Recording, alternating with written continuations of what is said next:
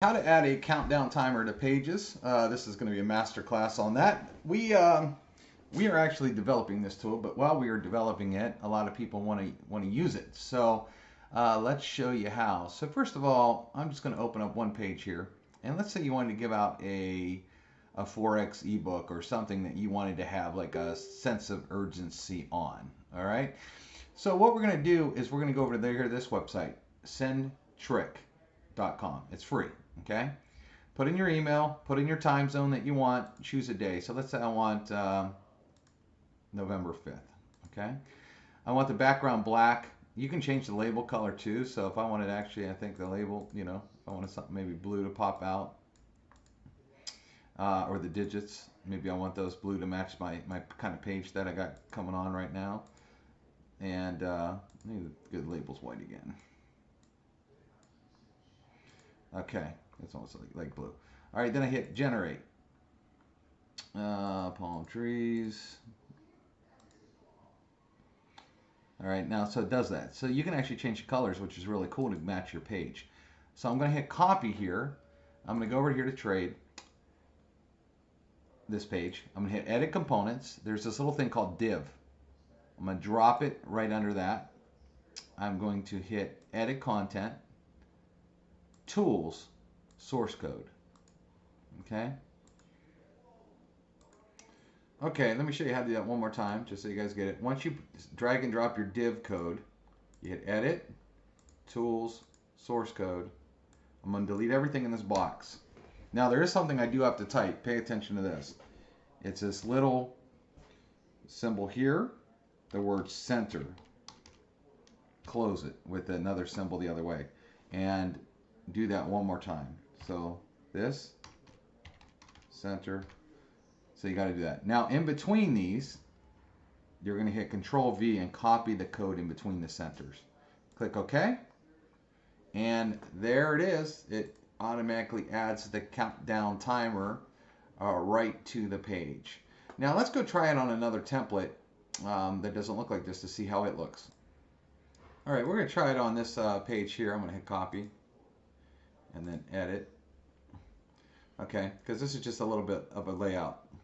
So let's say I want to add the code to this page. Again, I grab the div editor, I drag and drop it, I hit edit content, I hit tools, source code. Again, I'm going to type in that like this, center, center.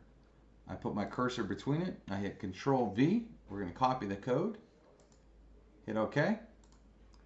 And that's how it looks on this. Now, there's something called padding too. I don't know if you guys know this. I want to show you this real quick. So you see how this form's kind of right up against this right here? If I hit style on the form and hit miscellaneous, you'll see it says padding. And if I do this, I can actually push it down a little bit from the form so it doesn't sit on top of each other.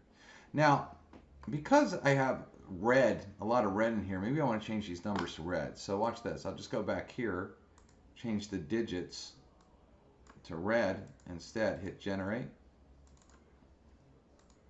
That almost looks like it's not red. Let's try this, generate. There we go. Grab this. Again, Control C, copy. I'm going to go back in here, hit edit content, hit tools, source code, and I'm going to go between the centers there again, hit delete, and paste that in. And now look how cool that countdown clock looks on this page. It matches. And you can play with the backgrounds too, just so you guys know, the black background, you can change the actual background here too. So if I wanted more of a, maybe a lighter gray background, I can do this, hit generate, grab my code, copy, go over here, edit, tools, source code, and again, I'm just going to delete everything between the two centers. Control V, paste it. and that doesn't look nearly as good, right? So I like the black way better. So you can play with that, and again, that's a slick way of really easy, dragging and dropping a countdown counter into any page that you want. Of course, you'd have to have some good ad copy of what you want to say above the countdown, but it's very, very easy to do.